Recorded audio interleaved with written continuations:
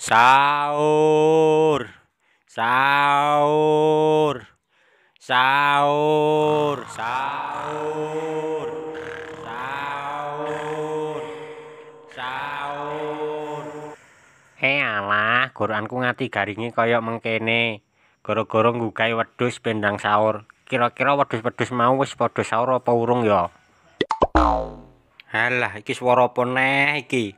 Ijek bengi kaya ngene wis digugahi kaya ngene. Apa gak ngerti nek Yamin iki enak-enake wong turu? Umpama ora diduping ngono, aku ora bakal melok sahur kaya ngene lho, Cah. Dadak ijek padha mlungker kaya ngene, ora nang padha tangi ngono. Esu, aku ki wis tangi ket mau, Su. Ngawur wae. Cumane aku etok-etok turu wae, Su. Alah, dadak nganggo alesan barang. Ora nang tangi kono, nang padha sahur kabeh. Ayo sahur ayo. Halah males aku, arep turu wae, aku ki wedhus, aku ora wajib poso. Oke.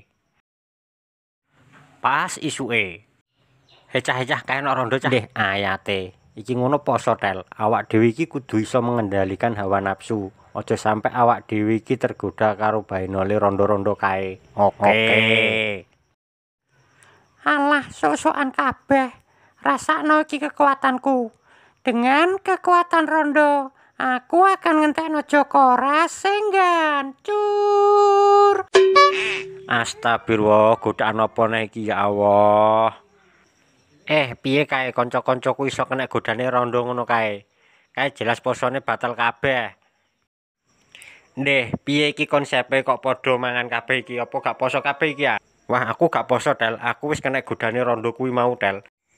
Mulane aja pisan-pisan nggodha rondo yo ngono kuwi akibate iso fatal. Wah, iki kok tak gawakno jajan kok ben tinggo buka puasa karo wedhus-wedhus kae iki. Ladalah wedhusku kena godane rondo kae. Padha ora poso kabeh.